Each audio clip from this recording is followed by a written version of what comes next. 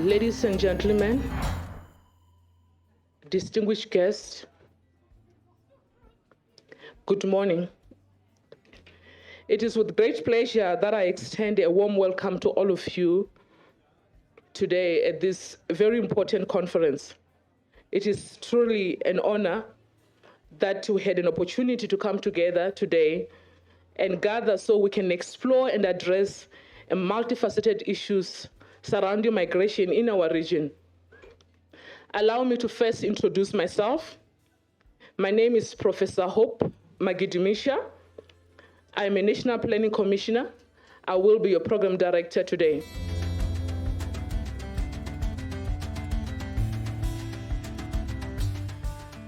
With those words, I would like to call to stage my colleague, and this will be Mrs. Nelly Sanya from IOM to give us some opening remarks. Thank you. Over to you, sis.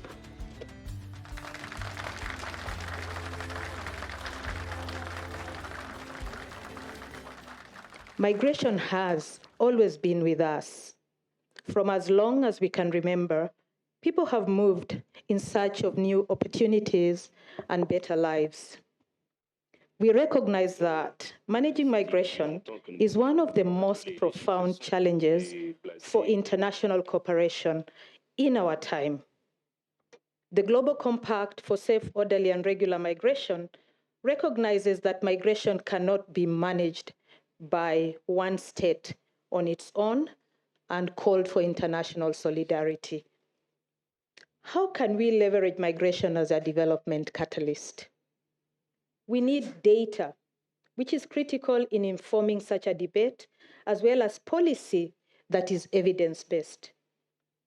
I look forward to the outcome of this conference, including suggestions on approaches of how we can strengthen dialogue, collaboration, and partnerships among different stakeholders based on a common understanding of the priority issues and a shared vision in Southern Africa. Thank you for your attention.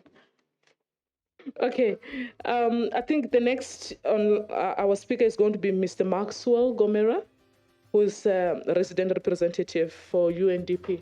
Over to you, sir.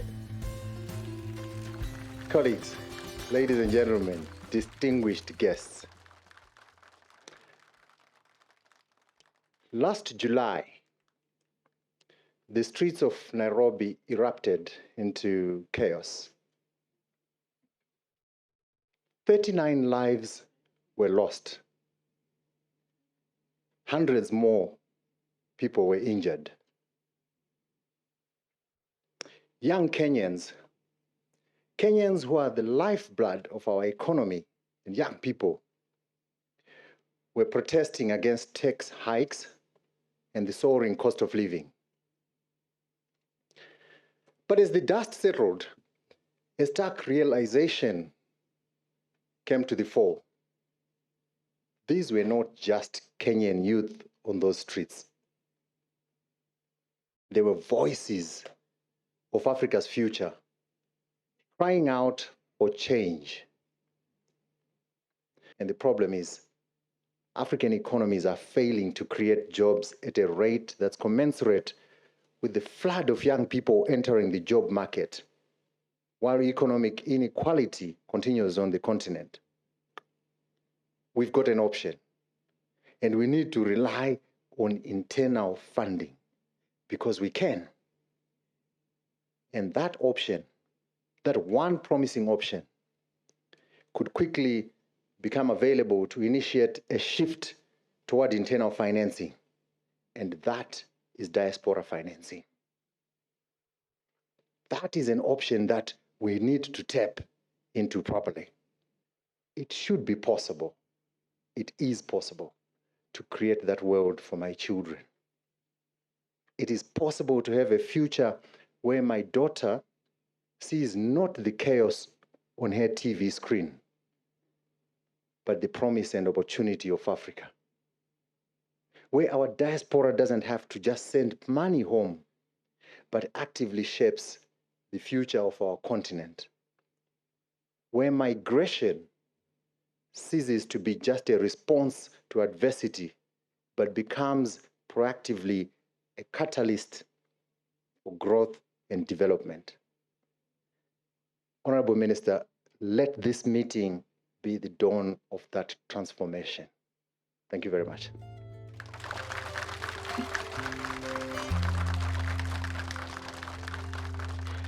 Thank you so much for such insightful speech. I like your statistics and the data, the numbers you gave, the money you spoke about. Okay, we're going to move to the next, our next speaker. This is Mr. Nelson Move, Resident Coordinator for UN in South Africa. Over to you, sir. Thank you, Program Director, for the warm welcome. And the point is often made that migration, and you've heard it already from colleagues, that it is an unavoidable demographic transition phenomenon. Mobility, forced or involuntary, or even voluntarily, is historically a defining feature of humanity and civilization, as well as industrialization and now globalization. People leave their ancestral homes to work, to earn, learn, and seek a better future and opportunities for themselves and their families. The global landscape is, as we know, rapidly changing, and the need for comprehensive evidence-based policies on migration has never been more urgent. This will help us to formulate and advance policies that address the development challenges and create opportunities to unlock the full potential and resources of migration as a driver of economic growth, social cohesion, and innovation. At the core of these priorities is the need to collectively advance social justice and ensure equal prosperity for all. The UN in South Africa, as you've heard, first from IOM and UNDP, as well as all the other agencies, funds, and programs based here, have entered into a United Nations Sustainable Development Cooperation framework with the government, and we are currently preparing and starting the process of preparing the next phase of this. And all of this remains aligned and committed to strengthening human rights and social cohesion across all priority areas. And to achieve this by leveraging collaborations and partnerships, which will ensure we can accelerate our efforts and shift towards building a more inclusive, sustainable, and prosperous future for all. Minister, distinguished ladies and gentlemen, the discussions over the next few days will focus on three critical pillars: policy development based on evidence, diaspora involvement, and international cooperation. Thank you for your commitment to this cause, and we look forward to the productive discussions and outcomes of this conference, and let us make the most of this opportunity to drive meaningful change for people and planet. I thank you all again. Thank you. Colleagues, I think we will go to our next speaker, Mrs. Kialeboha Moroti from SEDEC Secretariat. Over to you, sis. It is only elating today that we are deliberate in talking to migration as a development catalyst. I think it is important to zero in into what we do as a secretariat and how we are relevant to the dialogue of today. As a secretariat, our role most of the time is to develop policies, and it also gives us great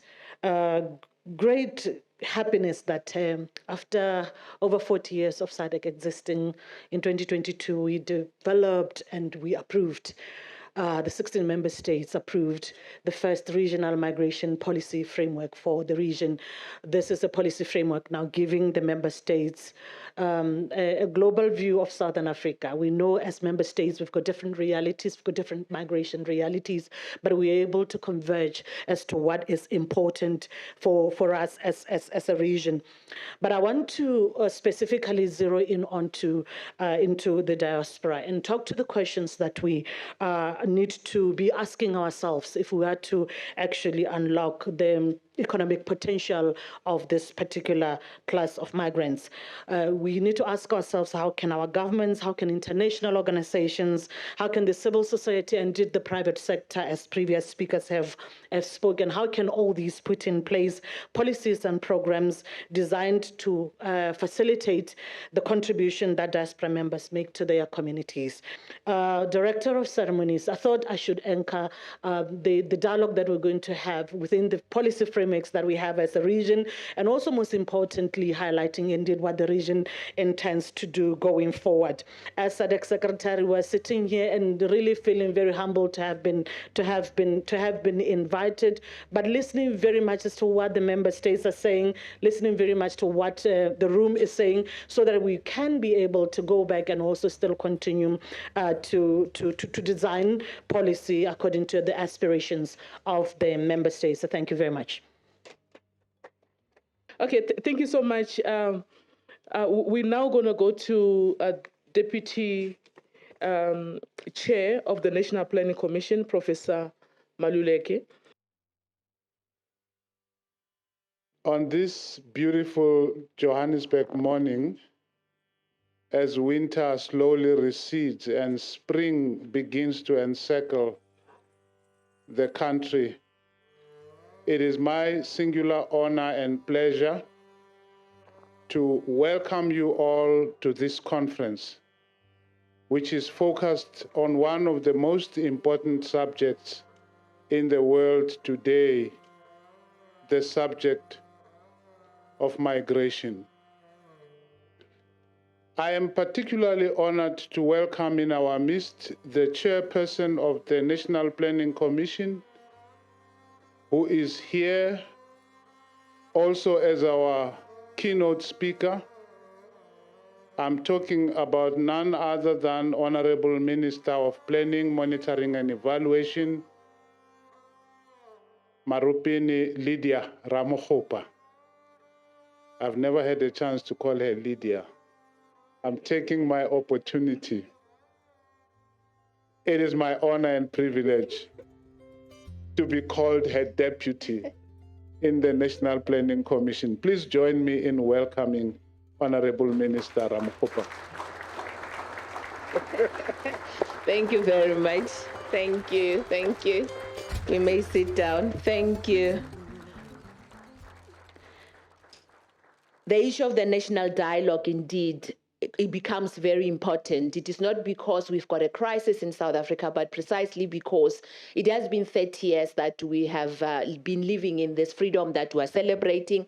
And we have shared, of course, our country with a number of brothers and sisters from all over the world. And we have done that even before we got our own freedom, pre-1994. In fact, before we came here, we were saying that migration issues are now politicized. If you go anywhere in the world, whenever there's politics, there would be issues of migration that are actually used at times in a wrong way to be able to lobby or drive a certain point. This highlights that migration is an issue that affects not only us in this region and in Africa, of course, but it is a dynamic indicator of our current global circumstances. It is important to note that we should use what is being reported, despite it being relatively negative, to understand what it means as we seek solutions and plan policies for the future, realizing that migration will continue to be a reality. As the host of this conference, it is important that I start by providing you with some insights into who we are as South Africa and what defines us. Globally and regionally, there is a recognition that South Africa is characterized by a range of diverse languages, cultures, and religions. Even before the colonial, as I've already said, period on the continent, the indigenous population's diversity stemmed from changes due to the migration of groups from the north. These communities, each with their own cultural and language diversity, settled in different parts of this country. Then, of course, we had the colonial period that we all know about. The patterns in South Africa differed from the rest of the colonized world. Not only did we have several waves of different European colonizers, but some of them brought enslaved people from other parts of Africa and as well as Far East to work as laborers here in our country. Then they colonized the country differently from others, settling here, and in the process opened borders to other settlers from Western countries who came here to improve their fortunes. In fact, we didn't even have borders really then. The descendants of the settlers and slave communities, as well as the indigenous African communities, remain and make up of the population of South Africa. That is why we're called the Rainbow Nation. Therefore, we are all versed in understanding the positive and negative outcomes of migration and how diverse cultures, languages, and religions combine to create the richness we experience daily as South Africans. That this indicates, or what this indicates as well, despite the outcry and negative targeting of migrants across the globe, is that migration is not a new phenomenon, and we should understand that the basis of the reactions may lie elsewhere. It is important to recognize that migration, when facilitated appropriately, can lead to positive outcomes for the host nation and countries of origin. Like Cuba said that in their view, socialism is actually something like Ubuntu. The Christians also believe the same thing, that Ubuntu is actually at the core of what they believe in. And I do believe that it is actually being humane. So each and every human being, whatever it is that they do, if they don't have the element of Ubuntu, they will definitely not be living like humans. And its underlying concept of humanity, as I've already said, and respect for human rights. In South Africa, our Constitution and Bill of Rights embodies this value, which in turn forms the basis of all our policies and legislation. And Ubuntu, as a principle in our Bill of Rights, is not only for South Africans, but it's for all human beings in the world. Whatever it is that we do, whatever we do with our neighbors should be informed by this. In the spirit of I am what I am because we all are, or ngumntu ngabantu, or muthu ke muthu ka batho. Our diversity should be celebrated and not be an opposition to each other. I'm aware that this conference will address many practical and very many difficult matters faced by immigration and the destination of those migrants in different countries. But I want to appeal to you that we should find humanity in the solution as you undertake this discussion. And I wish you fruitful deliberations on this particular conference. Thank you very much.